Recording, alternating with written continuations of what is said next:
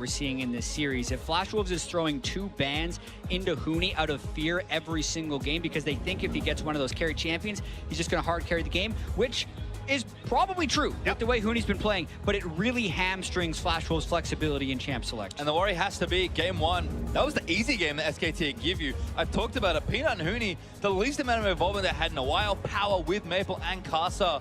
I mean, sure, Bang kind of got some kills and they took over the game, but it only gets tougher when you play against a team like SKT. I mean, it was a new SKT. They reinvented themselves again throughout this tournament with that shielding comp that largely they had moved away from. It felt like it was Twitch-centric at best. And now, speaking of shielding comps, double support ban coming from SKT. So the awkward thing, I think, chat, is it feels like SKT are dictating the draft on blue and red side, which is that's a damn scary thing. And that's what happens when you're throwing 1 to 2 top lane bans. Most likely, well, they actually dropped the Fiora ban, which makes things a little interesting right here. But that's what SKT has the flexibility of doing. No shield in this game, which creates a lot more opportunity for junglers and split pushers and bursters to have a large impact on the game. Well, last ban is Lee Sin again by SK Telecom, so respecting the pick from Casa despite Peanut being the best performing Lee Sin in the tournament. It's pretty clean first pick in this scenario. Does give over the Graves without the obvious Lee Sin matchup, so maybe Peanut back on Elise is a possibility in this game. We've seen his Olaf also this tournament, but that's definitely lower on the tier list. But speaking of tier lists, we do have the Fizz, and Syndra's available. Suddenly the flex pick nature of the Fizz is oh so important. Yeah, decides against the Elise, actually just goes with Olaf despite not even having a haster on their team composition like a Karma or a Lulu. But the flexibility they get with the Fizz is very hard to discount. And they opted into the Olaf. They created this jungle pinch with the Lee Sin Graves, forcing Flash Wolves to pick Graves, which made it so SKT could get the Fizz. And then they kind of get the mid pinch because what has been all season the blind pick mid laner choice, it's been Syndra, and we know Faker loves to opt into the matchup. So now MMD can't get his flex top lane Fizz. That was the big pick for them to open up their wards and barons against SKT in the second round robin. So already, I feel like SKT have jumped ahead and picked that. Well, kind of, I think expected it for Flash Wolves, but Tom Kench was that pick. That's kind of that next tier of supports once the strong range supports are usually banned away. And I imagine Ashe here for Betty, unless there's a different plan. Okay, maybe swaps it up to something like Varus that's somewhat interchangeable, but you need to take AD here, give Betty something safe that he really knows his way around. Yeah, Varus and Ashe are his 2 most played right here. Varus has maybe a slightly higher chance of surviving a rampaging Olaf running towards him, but it would be very minor. Interesting to see if SKT take AD carry or support in this spot, because you imagine it's going to be a focused ban, whichever role's not taken. I could have seen something like a Nami in this scenario, but they're actually going to go for the Braum for the first time in a while. It hasn't been a big pick for them this tournament, or obviously in the meta recently, but with more melee supports, it feels like the latitude to play Braum is there for teams. Yeah, pushes the phase of bans here, maybe towards, you would say, Ezreal as well as Ashe if you're trying to deny him, but that would be both of your bans from Flash Wolves' side, and they might want to try and throw out some top lane bans for Huni's power pick. And they get mind games also on the side of SKT, because this of course does not give any more information on whether it will be a Fizz top. But when you do see a Rumble ban, you start wondering, okay, does that actually mean Fizz mid? Because Fizz traditionally does very well into the Rumble matchup, and mind games are real. I love it here, but there's a cog ban for Flash Wolves, and you have to think the other champion, we hit on Ashe, but Twitch has been the big one for Bang here. So I think Flash Wolves have to have that in the forefront of their mind and likely take it away. SKT, we'll see if they keep playing games or target another lane. It's just a kind of an interesting scenario, because usually when it's Twitch, it's either Karma and Lulu, those are the big picks there, and Tom Kench early to open up the Twitch. This would just be Twitch because they're confident in playing Twitch. And when you have so much map pressure, so much map control, usually Twitch can be kind of that icing on the cake to really add extra implied pressure. But it's such a risky draft with basically no information. Yeah, and Flash Wolves isn't, in my opinion, gaining much out of the bans that they're throwing here. Bang is a tremendous Ezreal. His Ashe Braum is still going to be very strong. They're throwing AD carry ban out with Kog'Maw, and they're blocking that, so they do make sure to get rid of Fiora. I think that's the highest value ban they've had. But then look, he still gets the Twitch if he wants it. Just a few too many champions in the pockets, it feels like here As in SKT. always. I'm going to consider those for big games. There's a reason that these teams have such good drafts, because everyone can play just about everything. Yeah, and SKT had kind of an issue, you would say, in the group stage, being overly generic and not as aggressive in champ select as you would want. But I feel like even though they're banning out Karma, Lulu, and Lee Sin, all champions they can play, they really forced Flash Wolves into what SKT wanted Flash Wolves to take, and it allows SKT to build their own style in this game. And now you have MMD having to blind pick something against Huni, which again is kind of a scenario that sounds like something Flash Wolves couldn't opt into. They wanted to recreate their immaculate draft against SKT in the second round robin, but they don't have the latitude here. They're expecting Fizz Top as a very realistic choice. Speaking of blind picks. And they're probably going to go with Nautilus in the last choice, and it's going to be incredibly similar to their team composition last time. Switching it for the Shen makes it even more of a split pushing composition. It blocks Huni from having it, but still an incredibly similar draft as far as it needing Maple to get the side lanes going. I mean, power in the right places for Flash Wolves, but SKT mixing it up a lot after that shielding comp in game number 1. Last pick, though, looks like they might be considering mid lane. That would send Huni on the Fizz to the top lane. But if Faker's taking a champion, what does he take? He already played Orianna into LeBlanc. He loves to show us new picks.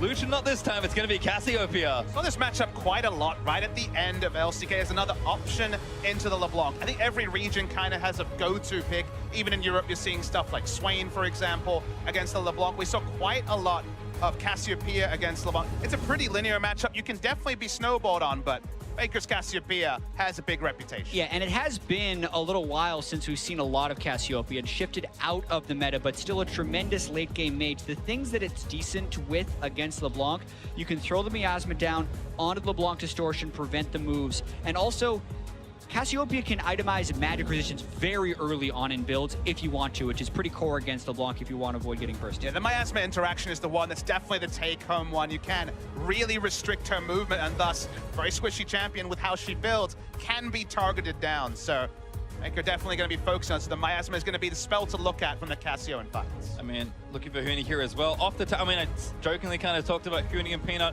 having a very passive game 1. All of a sudden, things have swapped up once again. Pretty aggressive jungler for Peanut. Ignite top laner for Huni. Like, if things were going to start getting heated like we saw them in the group stage for that top half of the map, we're going to be seeing no more zeros in those first 3 members of SKT, I don't think. Yeah, it's a strong front line from both teams in this one. Still more split push priority on the side of Flash Wolves, and they're going to have to be incredibly cautious to not get caught in the mid lane when SKT can group up as 5 and just kind of power through, because that's what SKT is incredibly good at doing. And the amusing thing is the second support here for SKT after the Braum is kind of the Cassiopeia, who can stand in the backline and use the threat of the ultimate Petrifying Gaze as a disengage tool to allow Twitch to open up. So it's definitely not a prototypical support mid, but you can play 2 lines of scrimmage. Olaf and Fizz diving in, and the Cassiopeia, Twitch, and Braum in the backline. Well, we'll see what happens here, but Flash Wolves going to try and start things off on the same foot in game they did in game 1 here in the second. Expect them to get aggressive, but SKT, heat's starting to turn up here, and this is a team that mounts pressure like no other in the world, and you have to think the tide is starting to rise here. SKT will see if they can continue their run, or if Flash Wolves are going to tie it up and make it a series. And what gameplay shifts will teams make from game 1 to game 2? Bang and Wolf had a very early fight with Betty and Sword Art in game 1, in which Bang ended up getting first blood. So Betty and Sword Art were clearly willing to try and exert some dominance on that lane early, and it didn't work out. Does that mean they go more passive, or does that mean they tweak what they were doing and try and get that kill once again? And on the side of SKT, I'm really interested to see where Peanut puts his priority, and specifically when it comes to invades, because if he tries to play around, say, the blue side jungle of Flash Wolves, he's got a no-flash Fizz in the top lane who has to hard commit. He's Olaf with Ghost. He has to hard commit. Blasting cones accepted. So there is actually an element of risk when you go for invades with champions like the Fizz and Olaf. So is he going to path around? Is he going to adjust his pathing accordingly? And maybe he won't even be able to play proactively. It really depends. And I'm very interested to track the early jungling pathing from both. Well, certainly 2 players that get a lot of things done for their team. It's kind of the mark of a good jungler. Is Faker late wood onto the Raptors. Let's see what's going on. Maple, yeah, taking damage here. This he does a lot here at level 1, and there aren't that many level 1 champions that are super amazing, but Cassiopeia is one of them. Nice minion waves we have over here. Shame you can't come near them, is what Faker says to Maple. Yeah, Faker definitely knows the matchup. Getting an early amount of harass done onto Maple. Does have Corruption Potion, is willing to expend a lot of his mana early on, which is the cost of the Twin Fang, and you can see Maple having to burn through Corruption Potion just at level 1. I mean, look, think of the value. He's already burned through the majority of his 500 gold item just to enter and get near the minion wave. He still hasn't been able to automate any minions. He has 0 minions at 2 minutes 20. It's actually all zeros right now because he's about to run out of corrupting potion charges as well. Yeah, and here's one of the minor tweaks. SKT banned LeBlanc every game of the group stage. They didn't have to. Faker knows how to play as and against LeBlanc. So really, 0 CS to 11 with the level 1 recall. That's what Faker... that's why you don't need to ban LeBlanc. And that was kind of the ban that jumped off the page. I mean, I didn't even really take, as the series went, the weeks go on, or sorry, the games went on, really take into account that they were banning LeBlanc on blue and red. It hasn't been something they've done in LCK very frequently. So leaving it open has been so tantalizing to both teams. Maple's opted into it twice, and this time around, oh boy, he's had a world of pain. Has to use the TP already. Adds a control ward to his inventory item, so all consumables right now. You can see about 200 gold up for Faker early on, and that's pretty insane for an early advantage. Faker now goes back, control ward, Dark Seal, gonna keep that pressure going. Yeah, watching Maple CS here is kind of a weird thing, but it's like very satisfying to see him just try and fight against the levels, the lack of itemization, the lack of AP he has in the early game. So pressure game from Faker that honestly we haven't seen too much this tournament. It's been a lot of passive Orianna for the majority of the tournament. Big change there with the approach on the Cassiopeia. Well, didn't keep too tight track of the junglers, unfortunately, because of all the action in mid lane, but Carson and Peanut both level 4, just farming up early as Faker added again onto Maple. Maple just getting run down every single time. Faker not going to make it a highlight just yet, but Maple's forced out again. Yeah, Faker's angry about something right here because he's just gotten the Dark Seal. Maple was obviously unable to buy anything on the first wave, and he's also denying him CS at this phase. And he's freezing the wave that, even though you could think, okay, well, he hasn't got teleport, push it in. No, no, no. Faker wants this scenario in mid to extend until he gets a kill or he forces the jungler to come and help push out, which of course Graves is uniquely good at, but Costa comes mid lane, that's so much extra latitude for Peanut, the other lanes to react. So Faker's trying to make this all about the mid lane in a way that games this tournament for SKT have not been. Well, if we look out of the mid lane, you see MMD and Huni trading up here in the top side. Everyone else is even, so that's going well at least for both teams. Betty and Sodic getting some push going, but Bang going to be playing it safe. I mean, Casa, again, not that same level of proactivity. He's going to clear out this control ward, so might open something up here, but Maple's bad time continues. 36 and counting to 12 when I last looked. Faker is almost 30 CS ahead at 5 minutes. Yeah, really showing how you can play that matchup early on as the Cassiopeia. Takes his first bad trade there, not getting his miasma down in the right spot, but still has a lot of the ability to resustain as the Cassio with the Corruption Potion. And the wave is still not in a good spot for Maple, so he still has to play pretty defensive. He now has one control ward down on one side to back off. It's another nice chain. Asma in there, but a good little sneaky chain from Maple. Gets Faker down a little lower. Out of potion charges now. Maple does have an extra, but at this point I'm almost worried if Faker's going to look for some crazy level 6 all in, but finally the wave did reverse. He's going to have to relinquish that pressure. Huni's going to TP top. Faker's going to recall and buy up as well. And Dina taking some damage. Huni with that early sheen, so also playing aggressive in his 1v1. When you're laning against Shen, you have the latitude to go pretty much whatever itemization you're feeling. In other more tough matchups, Spectre's Cowl into Trinity Force is often the way, but Sheen against the Shen is just fine. Some Shens will just take a Tiamat early just to battle, but gonna go the respectful route of going towards Spectre's Cowl, and feels like even with the first itemizations, you kind of know how this lane's gonna play out. Yeah, and as soon as the teleport is down, Peanut's up there at the right time for a gank, but MMD played this one smart. The last thing that you want is to be pushed out of the lane after your teleport, because that's when you lose total control of the lane. Oh my goodness. The thing that Faker's doing is he's applying so much threat to Maple that he's never even getting off the second part of his chains. Maple again, big mini wave, gonna try and make something happen here. Gets the chain down, Carter also joining Stand United, gonna move in there as well, but Faker, as he flashes away, and finally relinquishes some aggression. It took 3 people, and Maple will still have to recall just to get Faker's flash. That could subdue his aggression a little bit. Here comes Huni, though, trying to get something. Gets himself over the wall, so should be safe there.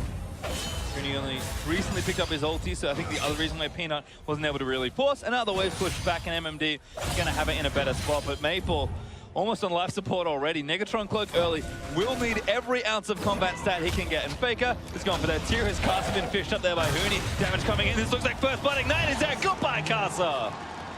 MMD lost control of that top lane. Faker also controlling the mid lane so much. Karsa was in vision for pretty much the last minute, so Huni knew exactly where to find him. And when you're playing around mid lane, when you need to draw so many resources to get a micro win like the flash to relieve pressure, predictably, wards are going to go down in other areas that you can't keep tabs on everything. Huni just walked up. He didn't actually have vision. Put down a control ward.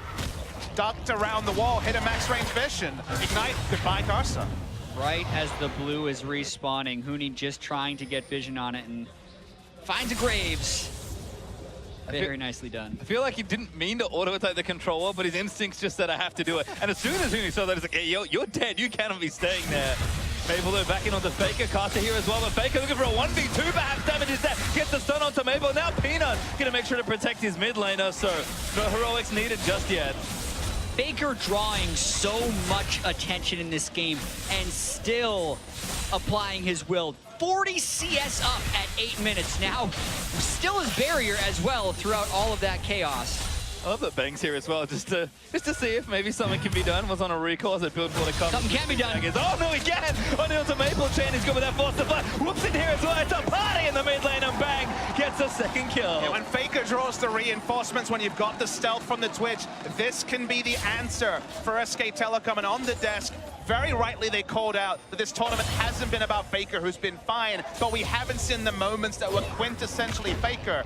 This game, unfeeling in front, the first 10 minutes of this game is the Faker show that we've been denied so far. And he hasn't even necessarily done the things that we called out that the Cassiopeia does against the LeBlanc. It was all about level 1, just out-trading by spamming, knowing that LeBlanc needs to proc the passive and can only do that if you're skilling E and landing the skill shot.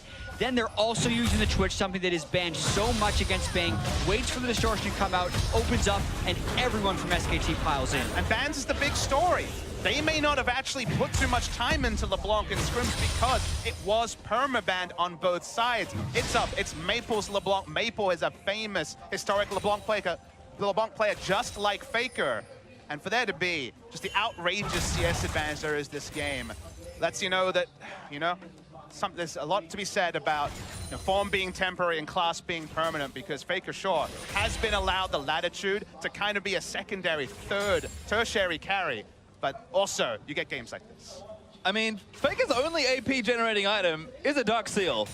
He's got a Catalyst and a Tear, and he's 2 levels ahead of Maple with maybe a record-breaking CS advantage at this point. Yeah, the all-time MSI record is 43 CS, and Faker just hit 45, so the largest CS at 10 anyone has ever had at MSI, Faker does in the semifinal. Against Maple in a semifinal, like to say. All right, now time for Ocean Drake, because Cassiopeia does a lot of damage to neutral objectives. No one is leaving their lane for fear of dying, so an easy pickup there is MMD. Maybe going to get soloed here. Karsa in the ignite, and the dot damage is enough. Huni burns one down. Karsa too late.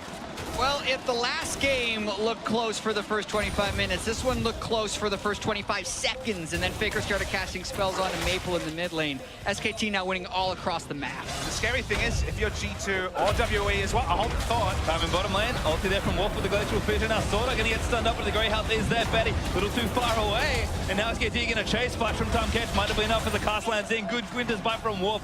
Does hit onto the Tom Kench, but SKT, no more kills just yet. Yeah, and tremendous discipline to not overdive, knowing that Shen's ultimate would be up if they were to get caught under the turret. Instead, they'll just take the turret damage. Fat wave here for SKT. Now the TP burnt by... Only a Shen, remember. MMD. Betty's staying here as well. Taunt's gonna miss. Wolf hops away to an ally. He's giving up so much for teleporting in at that time, though. Fizz will be able to push in very easily into the top lane. Gonna see a replay of the solo kill. MMD walked up on half health.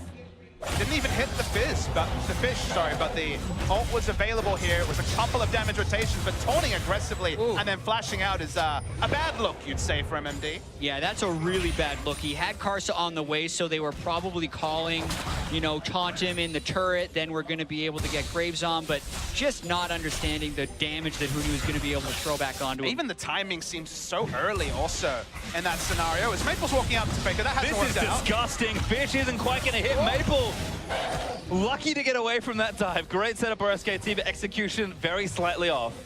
What I want viewers to take away is it's such a different draft from SKT because they banned both support champions. the Ivern was banned by Flashwolves. It's a different type of game, and this is what we're seeing from SKT. They won with their Game 1 comp, even if it was a little bit wonky at the start, and now they're just running over the same opposition in a totally different draft. Yeah, they were able to dictate to Flashwolves, and it's not like SKT wasn't able to find success with the champions they would ban, because a lot of teams you would say, Peanut's the best Lee Sin here, why are you banning that? You're amazing at shield compositions with Bang, why are you banning Lulu and Karma? But SKT does that because of this, because they know they can win even harder when they switch the script and force Flashwolves into a specific style. Then you're G2 or WE and you're prepping and you see both these things and you're like, okay, I guess we have to prep for everything. The stats, the lay of the land in the group stage has been turned on its head largely so far in this series. And now you basically have to prep for anything, which is exactly the mind game SKT want to pull on. And what else do you expect from the best team in the world? They had a whole week to prepare. That's a lot for a team with this much talent, this infrastructure this good, and players like Faker. You want it to be a trap narrative, but it has so often been the case that whenever there is 3-4 days between match weeks, SKT will adapt to the tournament meta. We think back to MSI last year, where of course they lost 4 games in the regular season. As they're looking for a dive again on Maple. It's 2 levels between Maple and Faker. I mean, this team adapts well in 5 games. They had 5 days and more to try and get something done. And now Peanut and Faker grouped up to try and take it. Tara Flashwolves, we're going to trade, but the fish could stop it all. Betty eaten up by Sorta, but it actually gets a double knockoff as a result. First Tara finally down. Hooney just buying a bit of time. He gets taunted by MMD. Damage going to come out. There's the exhaust out. Going to get eaten by the big fish. Perhaps Hooney leaping away and clears the wave as a result. Still moving through. Nimble fighter helping as he cuts through the minion wave. Hooney on a killing spree. Varus taking too many minions, and Hooney is going to try and execute. No, shut down barely. Timing not there. How did Betty die at the end of that one? But that was Flashwolves. Remember, Flashwolves is no slouch of a team. They're trying to make their adaptation, avoid the mid lane, push top, and then you thought they were going to get a kill back on Hooney as he gets over-aggressive, but Hooney trades 1-for-1 and buys a ton of time. He takes 1-for-1 in a 1v3 while objectives are going down in every lane. Comical stuff. If you're an SKT fan, if you're a Flashwolves fan, you'll wonder how this game escalated so quickly. The fadeaway ignite taking down the damage. We need to get a replay to confirm it, but my goodness. And this is the signature of SKT's play that I feel like they always have, especially with this lineup. They have the best cascading pressure of any team. Sure, their punish game's the best because they're the best team. That makes sense. But the way they manipulate the map to build leads as quickly as they do is why they're the best. Finally see the replay here. Hooney got optimistic, you could say, at best. Walks up, uses his E, and remember, you're not maxing E first as an on-hit Fizz. So it's down at this point. But let's watch how he takes down mid. And you can see he avoids getting eaten right there. Ignite. And he had ignited him, but Betty then takes 2 turret shots. He was hoping to finish the turret. Everyone else had left tanking. That's a big oopsie. Hooney will take it, though. Tries to playful trickster right at the end, but he was done for. Well, the first time he wasn't on the camera, but he was caught by the secondary cameras. Thank you very much, cameraman. You did not spare Betty's shame at all. Well, hard to look this good when you're this far behind. You can see Hooney's stats have been outstanding at this tournament, and it's just it's been great to see the evolution of a player that was already loved, already very good, just evolve even further on a team that just does this to players. And it's so important for Hooney to win. He really wants to win a world championship and even the MSI championship because he won in Europe, he came to North America, and he honestly struggled in playoffs. People were calling him an incomplete player. There was a ton of skepticism when he joined SKT, but he's really found his place on this SKT team where he can still be that incredible tank player that a lot of times SKT needs, but he's adding his own flavor to this team and the way he plays top lane. And as a player, he's kind of answering critics every time he takes the rip. But from the start, the question was, does he play tanks? Because there wasn't really a track record over it. Basically spammed Poppy and Maokai. We got the confirmation that, okay, the player with the insane mechanics can play tanks. What a surprise. From there, he showed he was largely level-headed. Early in the season, Peanut and Hooney definitely got too frisky for turret dives. They needed to adapt their aggression. But he's evolved as a player. He's back on the carries as well when he needs to, just like in this game on the Fizz. And he is becoming that complete player. And when you're a complete player on SKT, you're a winner. Well, it looks like someone snuck in. It is Caster on the top side. Tom's going to land it off to Huni, but I'm not sure they've got enough damage. Fish does go wide there, so now he's going to have to Urchin strike back through that minion. Flash forward from Caster. Ulti, he's going to miss despite the cancel. Playable trickster away, one in the front. Stan United just to be sure. Caster gets the kill. Getting Stan United there is an accomplishment in itself, but also gets Because he can't go bot lane aggressive. now. He can't go bot lane because he doesn't have the Stand United, so Shen's out of position. Yeah, you better flash Maple. Faker spots the LeBlanc, and Maple respectfully moves away. 3 turrets now for SKT as they take the tier 2 in the bottom. A trade for Flash as they take their first turret of the game. But 5,000 gold and counting at 17.5 minutes. CS leads in almost every lane. SKT putting on a show as always. Yeah, and pretty good scaling too when you consider the Cassiopeia and the Twitch. Definitely things that Flash Wolves needs to be able to absorb, because they lose this game, they go down 2-0, and we usually see how that ends when they play SKT, so they need to do everything they can to regroup in this. You can see Huni, I like the plays them trying to go up there and punish Huni. They just haven't been there on the execution, and they need to withstand the rest of SKT pushing through, because once again, there's not great initiation on SKT. And withstanding and absorbing pressure has been basically G2's big win condition so far this time. A lot of teams have been able to respect inaction or large inaction and just get through kind of mid-games where they're behind 5,000-7,000 gold and bring it to the late game. But when SKT get ahead, they push forward those wards, and when there's a Twitch on the map, the safe objectives, the safe minion waves, you get much more conservative because you have to respect so many things at once, especially when Stan United is down, that it's so hard to lose the minimum against SKT, and especially SKT with Twitch. Well, might as well take Rift Herald because not a whole lot else to do on the map right now. I imagine it's going over to Huni. He's going to pick up the buff after SKT taken, and now power transfer to that left side. Going to try and take that MMD to start it off. There's a turret there as well out of the deal, but Bane wants to kill instead. Winter's Bite land for MMD. Back to the safety of his turret, although it's very temporary safety. Yeah, the Rift Herald on Twitch is actually very good. The extra burst damage it can add in the 1v1s is often enough to kill. Drawing in more members here at the Flash Wolves, try and keep this turret up as long as possible. They are playing the map, given they have the LeBlanc with teleport in the bot lane, but Huni's on a hunting mission, and looks like he's going damage second item, which is certainly not something we see a lot in Korea, but when you're this far ahead and when you want to just kill Shen repeatedly in the 1v1, why not pile on a Blade of the Ruined King? You are afforded some luxuries, and it looks like Blade of the Ruined King may be that very item Huni will be allowed to pick up here. Flash Wolves again, still defending SKT. Staying group, not trying to let anyone slip up here and gift gold over to the Flash Wolves. But again, they've just got all this pressure. Huni able to keep moving through. Faker is just standing strong in the mid lane, forcing Maple or whoever else back, because Faker himself is also so good in a 1v1. And then Bang, just chilling out. He's got the map open, well at his feet, and maybe a 3v2 to start things off. Betty trying to stay near the Tom Kent, Thought gobbles him up.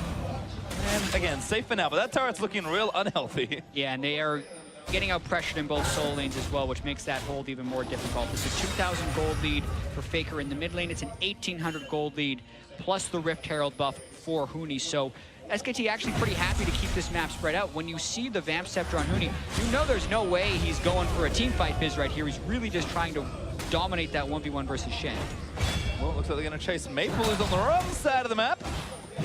Dashes over to the wall, might be looking for an execute at this point. Needs to make it all the way to the fountain laser without getting tagged. Maple. One spell. Peanuts is lining up the last one. He's trying to trigger. Oh, he finally got hit. Maple gives it up. He's like, all right, I'll fight you. Peanuts like, yep, I'll grab that one. I actually see some pings over onto the Baron as well. They're coming from Flash Wolves, but respecting the fact that Cassiopeia and Twitch do Baron very quickly. Add a Mountain Drake on top of that. Baron probably has about 7 seconds, even especially when you get up around 30 minutes. A little bit longer right now, but that's the type of time frame you're dealing with the late game Cassiopeia. And the part where you know this game is completely gone, it's not the replays, but it's that at 21 minutes with triple globals, remember it's Shen and 2 teleports, so Stan United and 2 global teleports, SKT is dictating every lane assignment. Everything Flash Wolves is reacting to. They tried once to put Maple on the bot lane to try and force something. He's still got wave clear. The Fizz shows up and he's forced out. Now they have those globals and they try and make something happen. This is an insanely hard force from Flash Wolves. Wolf's going to get chained up there. Maple going to follow on through. Virtual Vision hops out. Might be enough to disengage it, but the damage still flowing in as SKT commit. They want to turn around. Faker also here. Huni needs to land a big fish to start it off. He's going to miss it. No fight started by either. It's still odd numbers for SKT, but they have that giant gold lead, so they're trying to cut Flash Wolves off. I mean, they're outnumbered, but it doesn't really feel like a Huni. Gonna cut them off, ignites on the Betty and gets the grasp prompt. Playable tricks is that, ulti lands onto Faker, but Faker just gonna stand and deliver. Peanut also there to try and get some front line down. The damage is immense, but it's not nearly enough. Flash Wolves just too far behind. Getting cut off by a true 4v5 with Ola slowly ambling towards the fight. Lets you know where the game is going. Flash Wolves do get out. They are forced to use some resources like the Stand United, like the teleport from LeBlanc, so the map plays will be even more one-sided for SKT for the next 3 to 5 minutes. But SKT do not grow their gold lead in that scenario. We've just breezed by the first 2 Drakes as well, but the second mountain is now spawning for SKT. It just feels like even in an even scenario with the globals, Flash Wolves were going to have a ton of trouble trying to contest, but again, they'll move back down. They've got plenty of damage to get it done. Faker's even counter-jungling on the Cassiopeia. And that pressure just keeps mounting. SKT are this rising tide. In game 1, you felt that pressure mount up and they were able to win. This game is significantly more one-sided.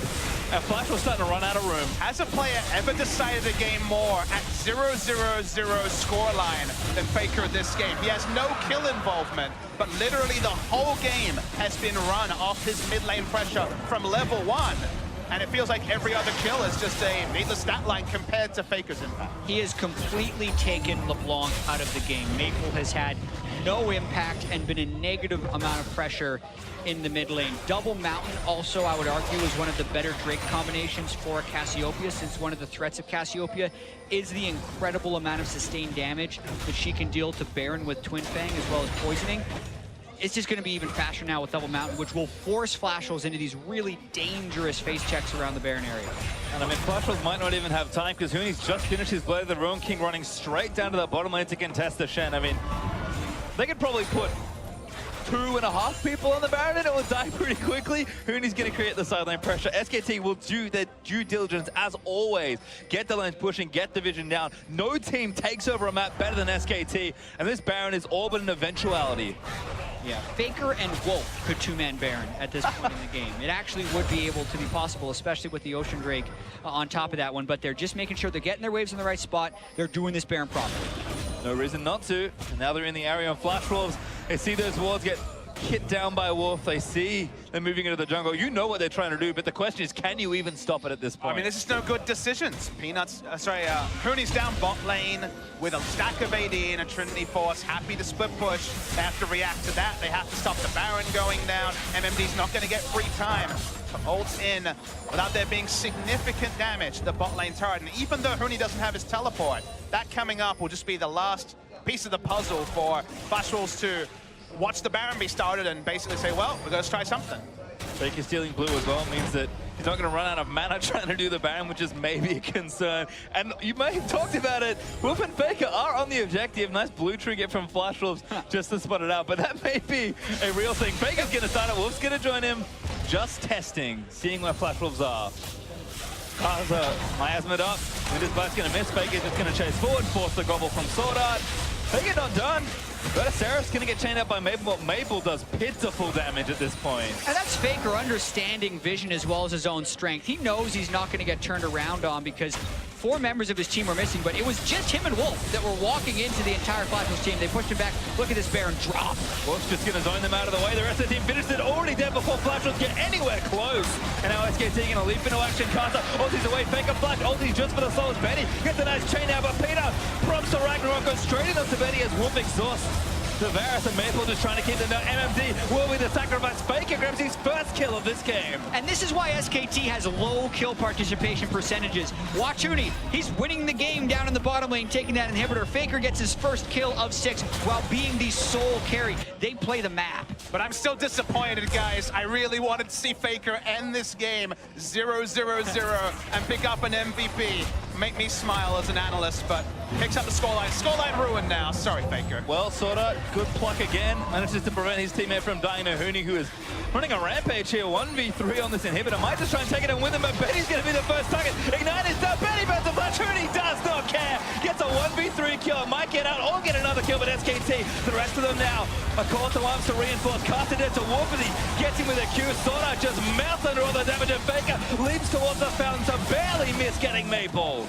We have seen some crazy games this tournament. We have seen Peanut pick up 14 kills in 11 minutes, and still this game surprises me the most.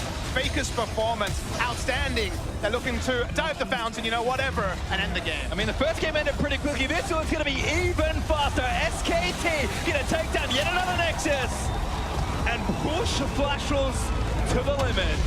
2 Barons in 2 games, and they end the game while they have the Baron. They're turning the corner on these victories so fast and decisively. They turned the corner on game 1 with a smart team fight, Caitlyn living and putting out the damage. They turned this game on a level 1 trade in the mid lane, I think, to a great degree, and it snowballed further. They had to send so many resources, the Flashless, to even hope to stabilize the mid lane matchup. Predictably, the other lanes fell apart because they were funneling everything into mid lane. SKT turned on the style, and there was only ever one winner in this game. Yeah, and we heard Bang at the start of the day talk about wanting to get rid of the perception that Flash Wolves can beat the Korean teams because